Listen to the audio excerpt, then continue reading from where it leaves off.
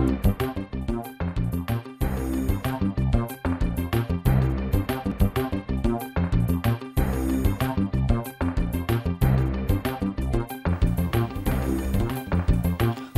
আমন্ত্রণ যমুনার বিশেষ আয়োজন ডক্টরস অন কল অনুষ্ঠানে আপনাদের স্বাস্থ্য বিষয়ক নানা প্রশ্ন সেসবের তাৎক্ষণিক সমাধান নিয়ে আমাদের এই আয়োজনে থাকছেন দেশ বরেণ্য আর আধুনিক চিকিৎসা বিজ্ঞানের দক্ষ চিকিৎসকরা।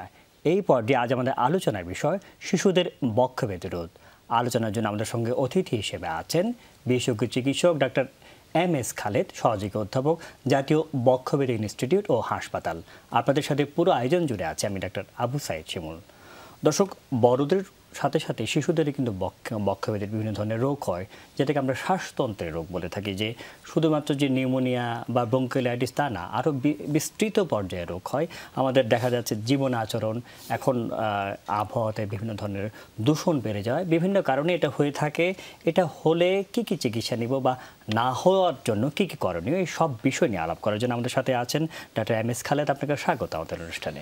ধন্যবাদ আপনাকে এবং আপনার মাধ্যমে যমুনা টিভির অগণিত দর্শক শ্রোতা যারা দেশের বিভিন্ন প্রান্ত থেকে বিভিন্নভাবে এই অনুষ্ঠানটি দেখছেন, তাদের সবাইকে শুভেচ্ছা এবং অভিনন্দন। জি, আপনাকে অভিনন্দন। একটু আমরা জানতে চাইছি যে এই যে বক্ষব্যাধির রোগ বলছেন, অর্থাৎ শ্বাসতন্ত্রের রোগ, আপনি তো দীর্ঘদিন ধরে আসলে এই বিষয়ে অভিজ্ঞ আমরা বলবো।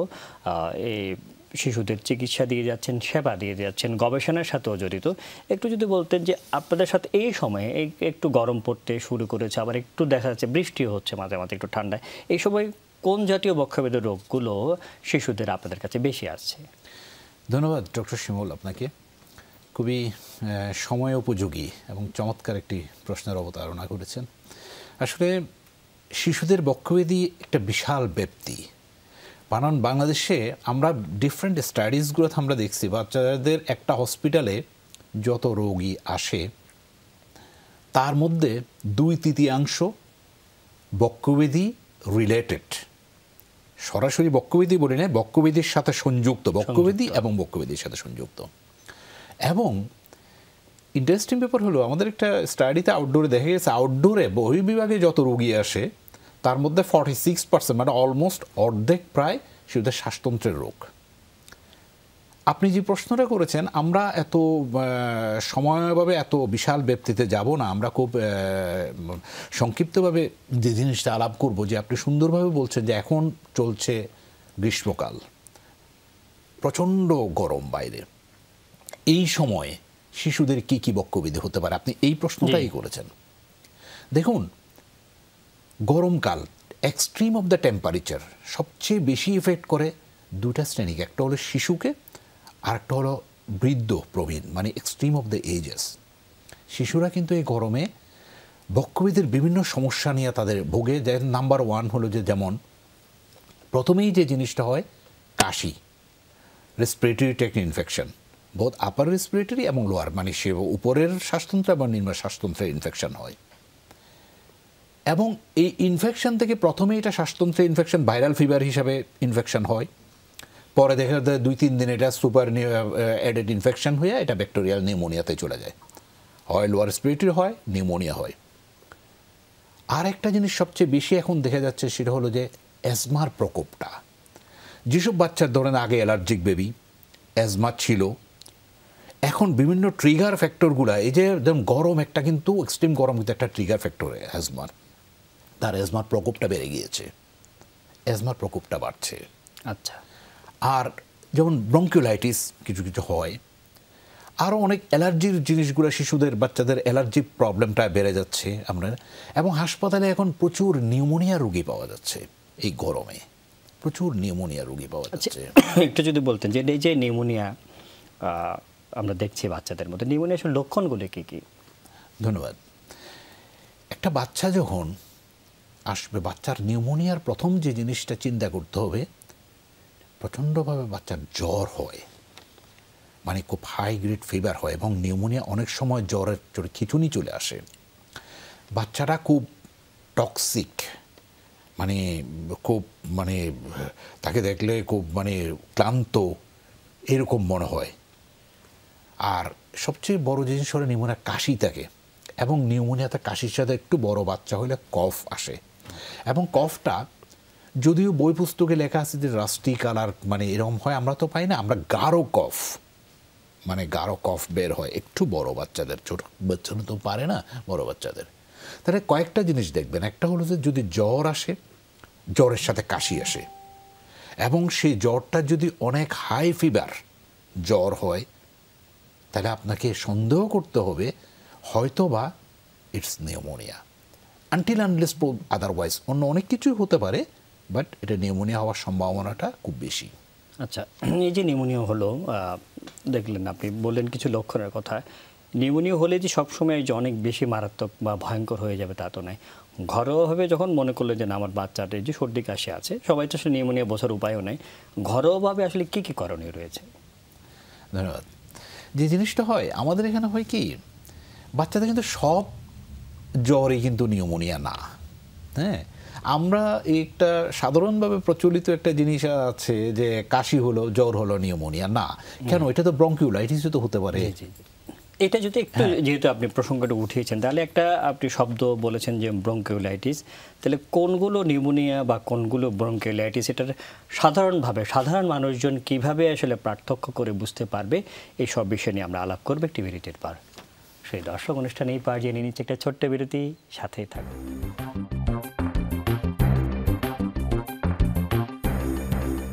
বিরতির পর ডক্টর সলকন অনুষ্ঠানে আপনাদেরকে আবারও স্বাগত জানাচ্ছি। আজকে আমাদের আলোচনার বিষয় শিশুর বক্ষব্যাধির সমস্যা, এবং আমাদের সাথে অতিথি হিসেবে আছেন ডক্টর এম.এস. খালেদ। আমরা আলাপ করছিলাম, আপনি খুব সুন্দরভাবে বলছেন যে সবগুলো আসলে সর্দি কাশি হলে তো নিউমোনিয়া হবে তা না, ব্রঙ্কিওলাইটিস একটা শব্দ বলেছেন। একটু যদি জানতে চাই, আগে আমি ব্রঙ্কিওলাইটিসটা জেনে নিই, তারপর পার্থক্যটা জানবো। আসলে ব্রঙ্কিওলাইটিস আসলে রোগটা কি? ব্রঙ্কিওলাইটিস হলো বাচ্চাদের একটা রেসপিরেটরি ইনফেকশন, একটা viral infection, respiratory syncytial virus দিয়ে হয়, এবং এটা একটা নির্দিষ্ট বয়সে হয়, যেমন 2 মাস থেকে আমরা বলি 2 বছর, ম্যাক্সিমাম ক্ষেত্রে দেখা যায় যে 6 মাস থেকে 9 মাস বয়স এটা সবচেয়ে বেশি হয়, এবং বাচ্চাদের, ছেলে বাচ্চাদের বেশি হয়। সবারই হতে পারে, কিন্তু আমি যেগুলো বলছি তাত্ত্বিক মানে রিসার্চ যেটাকে বলে, ছেলে বাচ্চাদের বেশি হয়। ব্রঙ্কিওলাইটিসের সাথে হয় কি, ব্রঙ্কিওলাইটিসে একই জিনিস, জ্বর হবে, কাশি হবে। তাইলে আপনি প্রশ্নটা করতে পারেন, তাহলে আমি পার্থক্যটা কোথায়? একটা ভাইরাল ব্রঙ্কিওলাইটিস একটা ভাইরাল ফিভার, একটা ভাইরাসজনিত রোগ, আর নিউমোনিয়া একটা ব্যাকটেরিয়াল। এটা একটা বড় ধরনের পার্থক্য। আর একটা মা বাবা কীভাবে বুঝবে?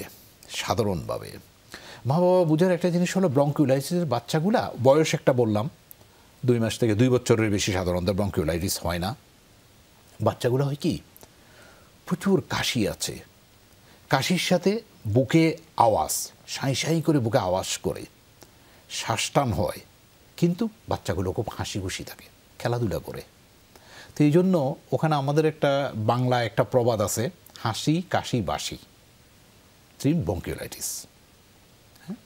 মানে বাচ্চা অনেক কাশতেছে, মা বাবা অনেক চিন্তা, বাচ্চার আপনি একটু তাকে রিলিভ করেন, নিউবুলাইজ করেন, বা একটু নাকটা পরিষ্কার করে দেন, বাচ্চা খুব খেলাধুলা করছে। কিন্তু নিউমোনিয়া ইজ এ মানে ডেঞ্জারাস ডিজিজ। নিউমোনিয়ার বাচ্চাগুলো হয় কি, নিউমোনিয়ার বাচ্চাগুলো অনেক বেশি জ্বর থাকে, জ্বরের সাথে কাশি তো আছেই, অনেক বেশি জ্বরের সাথে খিঁচুনি হয়ে যেতে পারে। নিউমোনিয়ার বাচ্চাগুলো কেমন যেন একটু নেতিয়ে পড়ে, মানে একদম এই খুব কান্নাকাটি খুব বেশি করে না, খুব নেতিয়ে পড়া একটা ভাব আছে নিউমোনিয়ার বাচ্চাদের।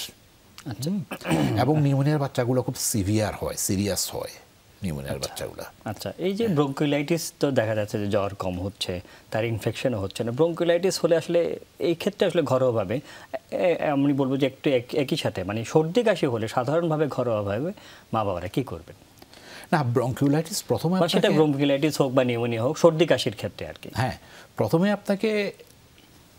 আপনাকে ডিসিশন আসতে হবে আপনি এটা কি চিন্তা করেন, নিউমোনিয়া, ব্রঙ্কিওলাইটিস চিন্তা করছেন না নিউমোনিয়া চিন্তা করছেন। এই যে মা বাবার পক্ষে তো আসলে সম্ভব না। খুব স্বাভাবিক সাধারণভাবে এই জিনিসটা, একটা বাচ্চার জ্বর আছে, জ্বরটা খুব বেশি না, বাচ্চাটা খেলাধুলা করছে, তার কাশি হচ্ছে, কিন্তু সে খেলাধুলা করছে, খাওয়া দাওয়া মোটামুটি করছে, আমি ধরে নিতে পারি যে এটা ব্রঙ্কিওলাইটিস। তারপরে বিষয়টা হচ্ছে ধরেন ব্রঙ্কিওলাইটিস হলো বা নিউমোনিয়া হলো, এটা ওর তো আসলে সর্দি কাশি, মা বাবা বুঝবে কি সর্দি কাশি কিংবা জ্বর থাকুক না থাকুক, এই যে সর্দি কাশি হলে ঘরোয়াভাবে কি করণীয়? না আমরা যদি জি বলুন। না ঠিক আছে, আপনার প্রশ্নটা খুবই চমৎকার, ঘরোয়াভাবে আমরা কি করব, কিন্তু আমি প্রথম যে জিনিসটা হলো, যে জিনিসটা আমি বলতে চাচ্ছিলাম, যদি আপনি চিন্তা করেন যেটা নিউমোনিয়া, ঘরোয়াভাবে করার কোনো স্কোপ নাই। নিউমোনিয়া ইজ এ ডেডলি, বাচ্চাদের মধ্যে আন্ডার 5 মর্টালিটি, 5 বছর যে মর্টালিটির একটা বড় ধরনের কারণ হলো নিউমোনিয়া। এবং নিউমোনিয়ার জন্য আমি যদি কোনো মতে, আপনি ডাক্তার হিসেবে যদি কোনো মতে মা বাবাকে বলা হয়, এই ইনফরমেশনটা যায় যে আপনি ঘরোয়াভাবে চিকিৎসা করেন, তাইলে এটা এন্ডেঞ্জার দ্য লাইফ এন্ডেঞ্জার হয়ে যেতে পারে। সেই জন্য সুতরাং পার্থক্যটা করার পর আপনাকে সাথে সাথে ডিসিশন, আপনাকে একটা ডাক্তারের কাছে চলে যেতে হবে। ইয়েস, আপনি যদি মনে করেন যে না বাচ্চার এরকম খুব হাই ফিভার নাই, কাশি আছে কিন্তু বড় ধরনের বাচ্চা খেলাধুলা করছে, বাচ্চা ওরকম নেতিয়ে পড়ে নাই, বাচ্চার খিচুনি নাই, বাচ্চা ঘরের মধ্যে খাওয়া দাওয়া করতে, তাইলে আপনি অপেক্ষা করেন 3 days। যদি ব্রঙ্কিওলাইটিস হয়, এটা আস্তে আস্তে অটোমেটিক রেজলিউশনে চলে যাবে, ভালোর দিকে চলে যাবে। আর নিউমোনিয়ার ব্যাপারে তো অপেক্ষা করার কোনো স্কোপ নাই। আমরা যে জিনিসটা বলি সেটা হলো যে ঘরোয়াভাবে যদি আপনি ব্রঙ্কিওলাইটিস বা সাধারণ ব্রঙ্কিওলাইটিস হলে আমরা যে জিনিসটা বলি যে একটু নাকটা পরিষ্কার করে দেবেন বাচ্চাকে, যেমন শ্বাস নিতে না পারলে বাচ্চা খুব করে কান্নাকাটি করে, অস্বস্তি বোধ করে, আপনি নাকটা পরিষ্কার করে দিবেন। বাচ্চাকে একটু খোলামেলা একটু সুন্দর খোলামেলা ঢিলাঢালা জামা পরাবেন। বাচ্চাকে একটু একটা ভেন্টিলেটেড একটা রুমে রাখবেন। বাচ্চাকে ঘরোয়া পরিবেশে কোনো রকম তাকে একটু জ্বর হলে একটু নাপা খাওয়ান। আর যদি খুব বেশি হয় তা একটু নেবুলাইজ করেন যদি বেশি টান হয়। আর এর চেয়ে বেশি হলে ডাক্তারের সাথে পরামর্শ নেবেন। আচ্ছা, তো ব্রঙ্কিওলাইটিসের রোগীরাও তো আসলে কিছু কিছু ক্ষেত্রে হাসপাতালে নেওয়া লাগতে পারে। আসলে কোন কোন লক্ষণ দেখা দিলে মনে করবে যে না আসলে এক্ষুনি তার হাসপাতালে নিতে হবে? কোন কোন আমরা বলবো যে ডেঞ্জার সাইনগুলি দেখলে মা বাবারা বুঝবে যে এক্ষুনি তাকে হাসপাতালে নেওয়া উচিত? এই সব বিষয় নিয়ে আমরা আলাপ করবো একটি বিরতির পর। সেই দর্শক, অনুষ্ঠানে এই পর্যায়ে নিয়ে নিচ্ছে একটা ছোট্ট বিরতি, সাথেই থাকুন।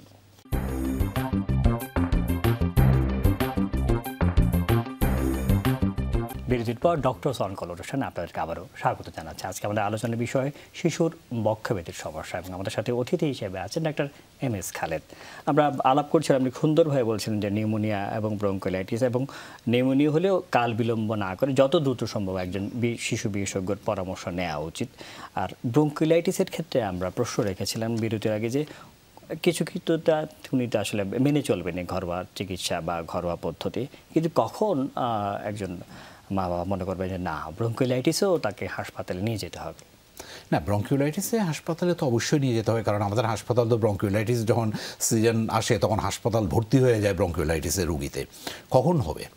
যদি তার শ্বাসটানটা খুব বেড়ে যায়, খুব বেশি শ্বাসকষ্ট হচ্ছে, তো সেটার একটা হিসাব আছে।